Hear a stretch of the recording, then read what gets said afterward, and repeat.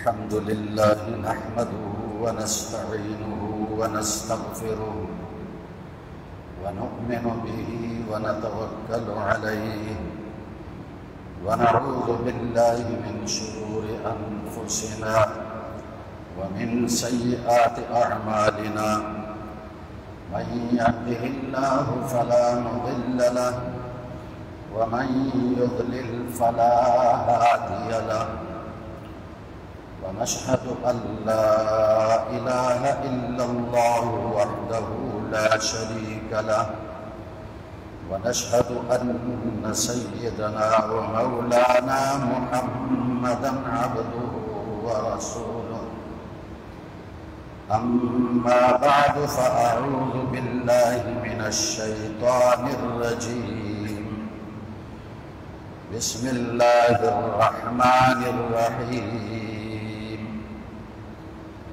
قل هو القادر على أن يبعث عليكم عذابا من فوقكم أو من تحت أرجلكم أو يلبسكم شيعا ويذيق بعضكم بأس بعض انظر كيف نصرف الآيات لعلهم يفقهون صدق الله العظيم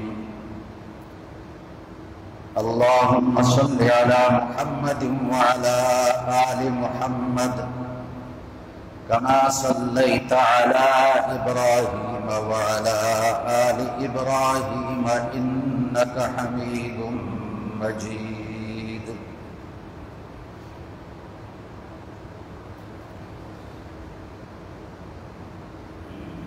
کہہ دو اے نبی صلی اللہ علیہ وسلم اس بات پر کہ تم پر بھیج دے عذاب یا تمہارے پیروں کے نیچے سے یا تمہیں آپس میں لڑا دے اور ایک کو دوسرے کی تکلیف چکھا دے۔ دیکھو کیسے ہم بیان کرتے ہیں آیتیں تاکہ یہ لوگ سمجھیں۔ قابل احترام سامعین گرامی قدر، سورۃ الانعام کی ایک آیت تلاوت آپ کے سامنے کی ہے، اور اس آیت میں اللہ تعالیٰ نے مختلف قوموں پر عذاب کی مختلف صورتوں کا ذکر فرمایا، اسباب کے ساتھ بھی آتی ہیں، لیکن اللہ کا عذاب بغیر سبب کے نہیں آتا، اس کا سبب بندہ خود اختیار کرتا ہے، تب اللہ عذاب نازل کرتا ہے۔ اللہ نے فرمایا وَمَا أَصَابَكُم مِّن مُّصِيبَةٍ فَبِمَا كَسَبَتْ أَيْدِيكُمْ، تمہیں جو بھی مصیبت پہنچتی ہے یہ تمہارے اپنے ہاتھوں کی کمائی ہے۔ ذرا اپنے اعمال پر غور کرو، اپنے کردار پر غور کرو، اپنے اخلاق پر غور کرو۔ ان عذابوں کے اسباب تم نے خود اختیار کیے ہوئے ہیں۔ وہ عذاب تین قسم کے عذاب ہیں جو اس آیت میں اللہ نے ذکر کی ہے۔ پہلی قسم کا عذاب ان یبعث علیکم عذابا، فرمان قوموں پہ عذاب بھیجتا ہے۔ حضرت نوح علیہ السلام کی قوم نے نافرمانی کی، ان کے اوپر بارشوں کا طوفان مسلط کر دیا۔ قوم عاد نے اللہ کی نافرمانی کی، ہود علیہ السلام کی قوم نے اللہ کی نافرمانی کی، اللہ نے ہوا کا عذاب اوپر سے مسلط کر دیا، اور ہوا نے ان کو زمین سے فضا میں اٹھا کر اور اوپر سے نیچے پٹک دیا، اور ان کے سر الگ ہو گئے اور در الگ ہو گئے۔ اللہ تعالیٰ نے لوط علیہ السلام کی قوم پر اوپر سے عذاب نازل کیا، جب انہوں نے نافرمانی کی اللہ کی، اللہ نے اوپر سے پتھر برسائے اور پتھر بھی نامزد تھے. اس پتھر پہ نام لکھا ہوا ہوتا تھا یہ پتھر کس کے لیے ہے, یہ کس کے لیے ہے. اور جہاں جو نافرمان شہر سے باہر ہوتا وہ پتھر اس کے حصے کا وہاں پہنچ جاتا. اور قریب زمانے میں نبی کریم صلی اللہ علیہ وسلم کی نبوت سے پہلے ابرہہ نے اپنے پرندے ان پر بھیجے اور ان پرندوں نے اپنے چونچوں میں اور اپنے پنجوں میں پتھر اٹھائے ہوئے تھے. وہ پتھر ان کے اوپر برسائے اور جس کے سر پہ پتھر لگا اس کے نیچے سے نکلا. اللہ تعالیٰ نے حضرت موسیٰ علیہ السلام کی قوم فرعون کے جو ساتھی تھے موسیٰ علیہ السلام کے زمانے میں انہوں نے نافرمانی کی. اللہ نے اوپر سے مینڈکوں کا عذاب مسلط کیا, خون کا عذاب مسلط کیا, برتنوں میں خون, کھانے میں خون, مینڈک. یہ اللہ نے مختلف شکلیں دکھائی ہیں. لیکن ایک بات یاد رہے, یہ جتنے عذاب اللہ نے ان قوموں پر بھیجے اکثر عذاب حقوق العباد ضائع کرنے پر اللہ نے بھیجے. جب انہوں نے بندوں کے حقوق ضائع کیے اللہ نے عذاب نازل فرمایا. اور دوسری قسم کا عذاب او من تحت ارجلکم, تمہارے پیروں کے نیچے سے بھی اللہ تم پہ عذاب مسلط کر سکتا ہے. فرعون جو کہہ رہا تھا هذه الانہار تجری من تحتی, یہ دریا میرے حکم سے چلتے ہیں, میرے پیروں کے نیچے میرے حکم سے چلتے ہیں. وہ پیروں کے نیچے ہیں, اللہ نے اسی دریا میں ان کو غرق کر دیا. قارون نے اللہ کی نافرمانی کی,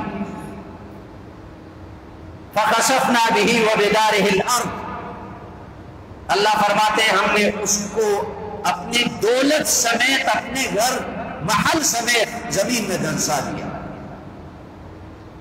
حدیث پاک میں ایک شخص کا واقعہ آتا ہے کہ پچھلی امتوں کا ایک شخص تھا اور اچھا لباس اس نے پہنا ہوا تھا اور متکبرانہ چال چل رہا تھا, اپنے آپ کو کچھ بڑا سمجھ رہا تھا.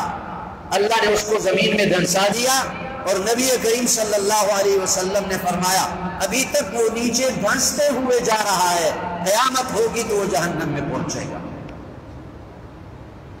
او من تحت ارجلکم, بنو اسرائیل نے جب موسیٰ علیہ السلام کا حکم نہیں مانا اور نافرمانی کی, اللہ نے من و سلوہ نازل فرمایا, نعمتیں نازل فرمائی. لیکن ان کو حکم یہ تھا کہ من اور سلوہ جتنی تمہیں بھوک لگے اٹھاؤ, کل کے لیے ذخیرہ مت چھوڑو. انہوں نے ذخیرہ بنانا شروع کر دیا. پھر حکم آیا جہاد کا کہ جاؤ جہاد کے لیے بیت المقدس چھڑاؤ دشمنوں سے. اس میں ٹال مٹول کرنے لگے اور کہنے لگے اذهب انت وربك فقاتلا انا هاهنا قاعدون, اے موسیٰ تم اور تمہارے رب جا کر وہاں دشمنوں سے لڑو, جب تم نے وہ شہر آزاد کر دیا پھر ہم وہاں آ جائیں گے. تو کیا عذاب ہوا؟ پیروں کے نیچے سے. تیہ میدان میں 40 سال تک اس میدان سے نہ نکل سکے.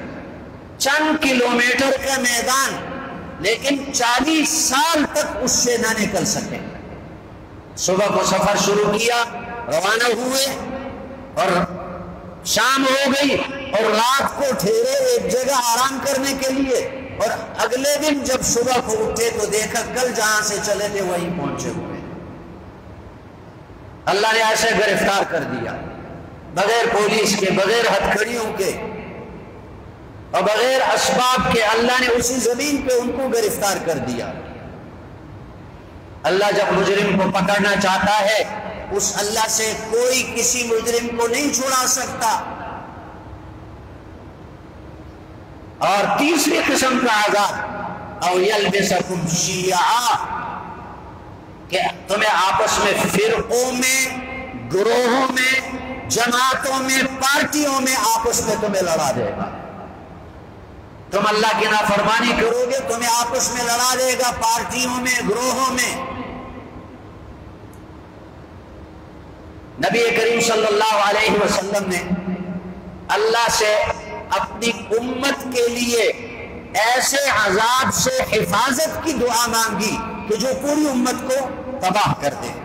جیسے پچھلی امتوں پر عذاب آیا، پوری کی پوری امت ہلاک ہو گئی، ایسا عذاب نہیں آئے گا، لیکن کسی خاص قوم پہ، کسی خاص ملک والوں پہ اور کسی خاص علاقے والوں پہ عذاب آ سکتا ہے۔ اور یہ عذاب کی شکلیں ہم دیکھ رہے ہیں، اوپر کبھی عذاب، کبھی گرمی کی صورت میں، کبھی طوفانی بارشوں کی صورت میں، نیچے کا عذاب کبھی زلزلوں کی صورت میں، کبھی سیلابوں کی صورت میں، اوپر سے کبھی ٹڈیاں اللہ مسلط کر دیتا ہے، اور آپس میں لڑائیوں کا عذاب، اور دوسروں کی دنیا ٹھیک کرنے کے لیے اپنی اپنی آخرت برباد کر رہے ہیں۔ یہ سیاسی جماعتیں کیا کر رہی ہیں؟ یہ ورکر کیا کر رہے ہیں؟ یہ کارکن کیا کر رہے ہیں؟ دوسروں کی دنیا ٹھیک کرنے کے لیے اپنی آخرت برباد کر رہے ہیں۔ وَيُذِيقَ بَعْضَكُمْ بَعْضَ بَعْض، اللہ تمہیں ایک دوسرے کی تکلیف چکھائے گا، آپس میں لڑا دے گا۔ تو ان عذابوں سے نجات کی صورت یہی ہے کہ ہم من حیث القوم، مجموعی قوم کی حیثیت سے سدا ہم استغفار کریں اور اللہ کی نافرمانی سے اپنے آپ کو بچائیں۔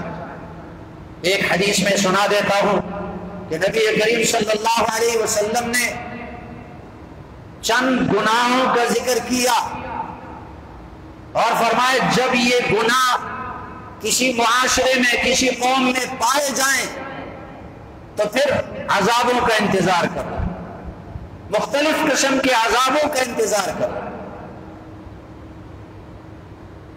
نمبر 1، اذا اتخذ الفیء دیولا، جب سرکاری خزانے کا مال اپنی دولت سمجھی جائے، سرکاری خزانے کا مال جس کو بیت المال کہا جاتا ہے، اس میں تمام مسلمانوں کا حق بنتا ہے، اس کو اپنی دولت سمجھی جائے، یہ ہے بڑا گناہ۔ اور آج یہی صورت ہم دیکھ رہے ہیں، جب سے یہ ملک بنا جتنے حکمران آ رہے ہیں اپنی اپنی جیبیں بھر رہے ہیں، ملکی خزانہ لوٹ رہے ہیں، اور پھر اس خزانے کو بھرنے کے لیے اور قرضوں کی ادائیگی کے لیے غریبوں پہ بجلی کا بل مہنگا کر دیتے ہیں، پیٹرول مہنگا کر دیتے ہیں، گیس مہنگی کر دیتے ہیں، سارا وبال غریبوں پر پڑتا ہے۔ ایسا تو کبھی نہیں کہتے کہ یہ جو لاکھوں روپیہ تنخواہ لیتے ہیں ان کی تنخواہ میں سے 1-1 لاکھ کم کر دیا جائے، اور یہ جتنے ممبران اسمبلی ہیں یا جتنے بڑے بڑے افسران ہیں ان سے بجلی کا بل نہیں لیا جاتا، ان کے لیے بجلی مفت، پانی مفت، گیس مفت، ان پر کوئی ٹیکس مسلط نہیں کیا جاتا اور غریبوں پر مسلط کیا جاتا ہے۔ یہ ہر حکمران کا طریقہ ہے۔ فرمایا اذا اتخذ الفیء دیولا، پہلا گناہ یہ ہے کہ سرکاری خزانے کو اپنی دولت سمجھی جائے۔ دوسرا گناہ والامانۃ مغنما، امانت کو غنیمت کا مال سمجھا جائے۔ غنیمت کا مال لڑائی میں، جہاد میں حاصل ہوتا ہے، وہ حلال ہے۔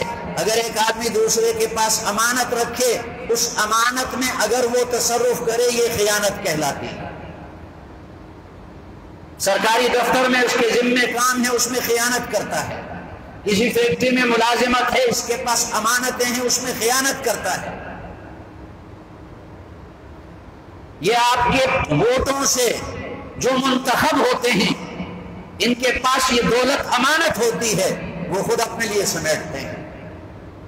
اور تیسرا گناہ والزکات مغرما، جب زکات کو تاوان سمجھا جائے، اگر اس سے بات کی جائے زکات کی، زکات ادا کرو، تو اس کو تاوان سمجھتے ہیں۔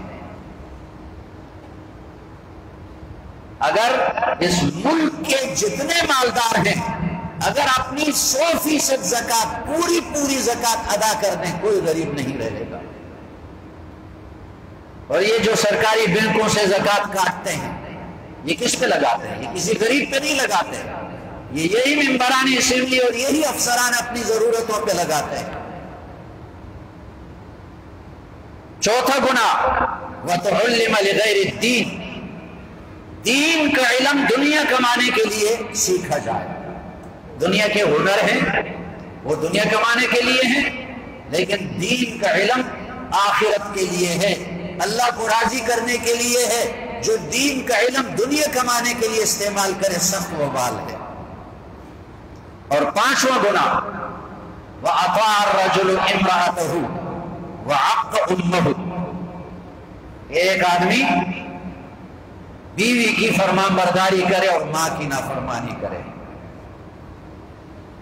ماں اور بیوی کا تقابل آ جائے تو بیوی کو ترجیح دیتا ہے، اس کی بات مانتا ہے، ماں کو ناراض کرتا ہے، کبیرہ گناہ ہے.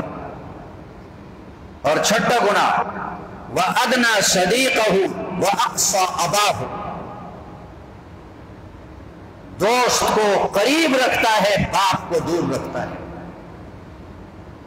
باپ کے ساتھ بات کرنے کا وقت نہیں ہے اس کے پاس، آمنے سامنے بات کرنے کا وقت نہیں، فون پہ بات کرنے کا وقت نہیں، اور دوست کے ساتھ لگا ہوا ہے، لمبی لمبی گفتگو کرتا ہے، دوست کو مقدم سمجھتا ہے باپ سے. اور ساتواں گناہ وظاہرت الاصوات فی المساجد، مسجدوں میں شور و غل ہونے لگے، آوازیں بلند ہو جائیں مسجدوں میں. اور آٹھواں گناہ وساد القبیلۃ فاسقہم، قوم کا سردار پارٹی کا سردار فاسق ہو. فاسق کس کو کہتے ہیں؟ فسقت الشاۃ عن حبلها، یہ عربی کا مقولہ ہے کہ بکری کے گلے میں جو رسی ڈالی ہوئی ہے بکری نے اس رسی سے اپنی گردن کو چھڑا دیا، نکال دیا. تو فاسق کا معنی اللہ کا حکم توڑنے والا، نماز نہ پڑھنے والا فاسق ہے، زکات نہ دینے والا فاسق ہے، روزہ نہ رکھنے والا فاسق ہے، سود کھانے والا فاسق ہے، رشوت لینے والا فاسق ہے، خیانت کرنے والا فاسق، جھوٹ بولنے والا فاسق، گالی دینے والا فاسق، تہمتیں لگانے والا فاسق. اب دیکھ لیں یہ جتنی سیاسی پارٹیاں ہیں ان کے سربراہان فاسق نہیں تو اور کیا ہے؟ وساد القبیلۃ فاسقہم، قبیلے کا سردار وہ ہو جو فاسق ہے، جو اللہ کا نافرمان ہے. اور نواں گناہ وکان زعیم القوم ارذلہم، قوم کا لیڈر گھٹیا ترین انسان ہو، گھٹیا ترین، جو نہ اللہ کا حکم مانے نہ اس کے رسول کا حکم مانے، اس سے گھٹیا کون ہے؟ وہ انتہائی گھٹیا ہے. اور 10واں گناہ وَأُكْرِمَ الرَّجُلُ مَخَافَةَ شَرِّهِ، کسی بندے کی عزت اس کے شر سے بچنے کے لیے کی جائے، دل سے اس کا احترام نہیں ہے، اس کے اندر احترام کی کوئی چیز نہیں تو دل سے کیسے اس کا احترام کیا جائے؟ دلوں کے اندر کسی کی محبت اللہ اوپر سے اتارتا ہے. جب اس نے اللہ کو راضی کرنے والا کوئی کام نہیں کیا تو لوگوں کے دلوں میں اس کے لیے کیسے محبت ہو؟ البتہ وہ بد اخلاق ہے، لوگ اس سے ڈرتے ہیں، اپنی جان بچاتے ہیں، اس کا احترام کرتے ہیں اپنی جان بچانے کے لیے. اس کے پاس قوت ہے، اس کے پاس طاقت ہے، منصب ہے، عہدہ ہے، لوگ اس سے اپنی جان بچانے کے لیے اس کا احترام کرتے ہیں، دل سے احترام نہیں. اور 11واں گناہ وظہرت القینات والمعازف، گانے کے آلات پھیل جائیں اور گانے والی عورتیں پھیل جائیں. خطرناک گناہ ہے، انتہائی خطرناک گناہ ہے. اور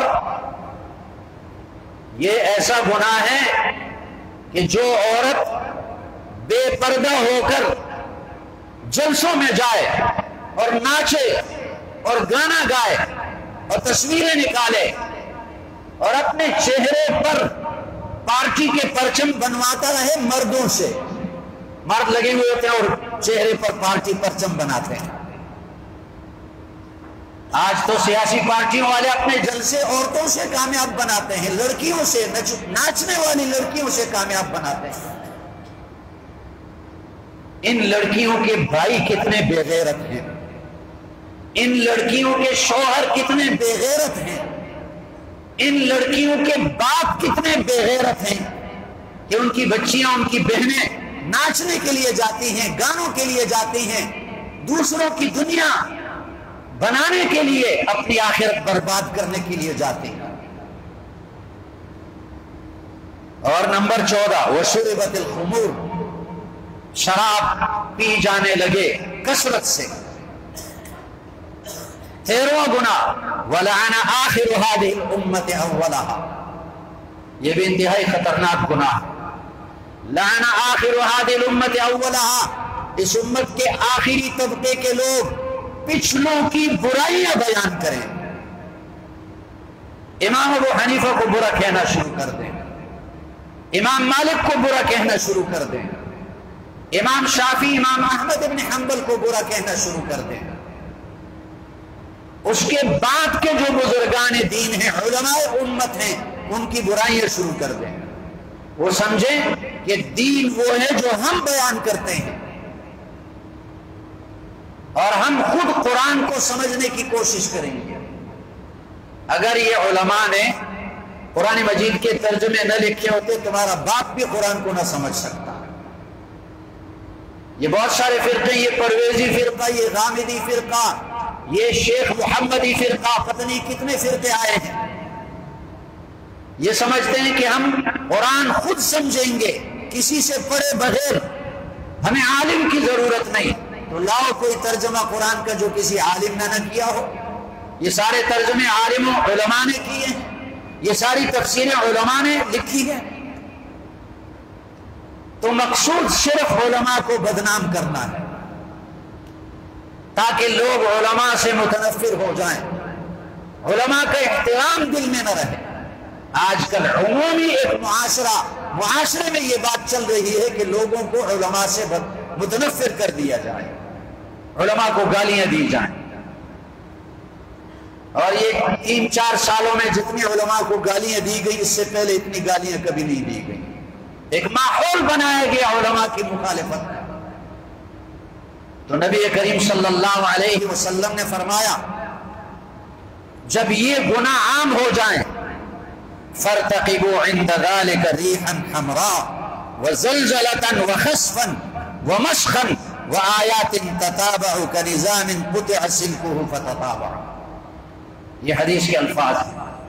جب یہ گناہ لوگوں میں عام ہو جائے تو انتظار کرو سرخ آندھی کا، سرخ آندھی کا اور زلزلے کا اور زمین میں دھنس جانے کا اور شکلیں بگڑ جانے کا، شکلیں مسخ ہونے کا انتظار کرو۔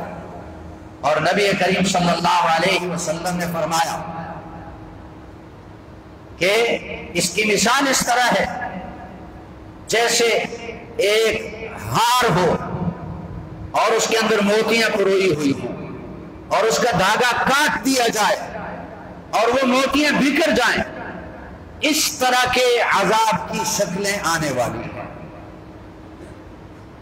اب ان عذابوں سے بچنے کا ایک ہی راستہ ہے کہ ہم استغفار کریں، ہم توبہ کریں اور جن گناہوں میں لگے ہوئے ہیں ان گناہوں سے اپنے آپ کو بچائیں۔ التائب من الذنب کمن لا ذنب لہ، توبہ کرنے والا ایسا ہے جیسے اس نے گناہ کیا نہیں۔ اللہ نے فرمایا وما كان الله ليعذبهم وانت فيهم وما كان الله معذبهم وهم يستغفرون۔ اے نبی صلی اللہ علیہ وسلم، جب تک آپ ان لوگوں میں موجود ہیں تو اللہ ان کو عذاب نہیں دے گا، اور جب تک یہ استغفار پڑھیں گے اللہ ان کو عذاب نہیں دے گا، ان پر عذاب نہیں بھیجے گا۔ تو استغفار پڑھنے کی ضرورت ہے، توبہ کرنے کی ضرورت ہے، مسجدوں کو آباد کرنے کی ضرورت ہے، مسجدوں سے تعلق پیدا کرنے کی ضرورت ہے، اور یاد رکھیں دوسروں کی دنیا درست کرنے کے لیے اپنے دین کو برباد نہ کریں۔ حدیث پاک میں آتا ہے المرء مع من احب، دنیا میں جس کے ساتھ تمہاری محبت ہوگی قیامت کے دن اسی کے ساتھ محشر کے میدان میں ہوگے۔ اگر محبت دین والوں سے ہے، علم والوں سے ہے، تو قیامت کے دن ان کی صفوں میں اللہ اٹھائے گا، اور اگر فاسق فاجر لوگوں سے محبت ہے، بے دینوں سے محبت ہے، خدا نخواستہ، تو کل قیامت کے دن ان کی صفوں میں اٹھنا پڑے گا۔ سبحانک اللہم و بحمدک، نشہد ان لا الہ الا انت، نستغفرک۔